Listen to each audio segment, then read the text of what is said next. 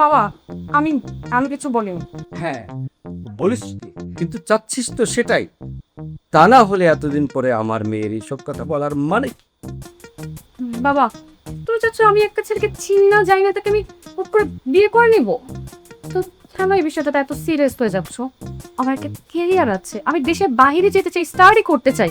এখনো অনেক কিছু দেখা বাকি আছে, অনেক কিছু করা বাকি আছে। এখন এইসব বিয়ে শাদী। ভালো, আমি বুঝতে পেরেছি। আমার জীবদ্দশায় মেয়ের বিয়ে দিয়ে জামাইয়ের মুখ দেখাটা আমার আর হবে না।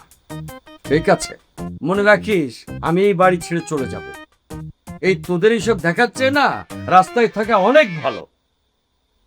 আচ্ছা, একটা কথা ঠিক করে বলতো আমাকে, আসলে তোর ঝামেলাটা কোথায়? ঝামেলা? কই, কোনো ঝামেলা নেই। সত্যি করে বল, তুই কাউকে পছন্দ করিস? আহা, কারণ তো একটা থাকেই। তোর যদি কোনো কারণই না থাকে, তাহলে শুধু শুধু তোর হেয়ালি করার জন্য এত সুন্দর পাত্রটা আমি হাতছাড়া করতে পারবো না। হ্যাঁ, তুমি ঠিক বলছো, আমি একজনকে পছন্দ করি। এখন হয়েছে, আমি আসি। এই, সত্যি বলছিস মা? সত্যি? সিরিয়াসলি?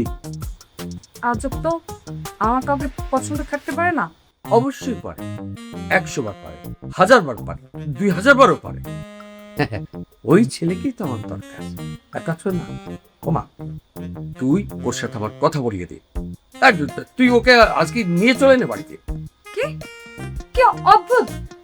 মানে মেয়ের বয়ফ্রেন্ড আছে, বাবারা শুনে কোথায় রাগারাগি করে বকাঝকা করে, তুমি কিনা বলছো তাকে বাড়িতে নিয়ে আসতে? হা, হা, হা। পৃথিবীর সব বাবাই যদি একরকম হয়ে যায়, তাহলে কি দুনিয়াটা চলে মা? হ্যাঁ, আর দূর ওসব বাদ দে তো।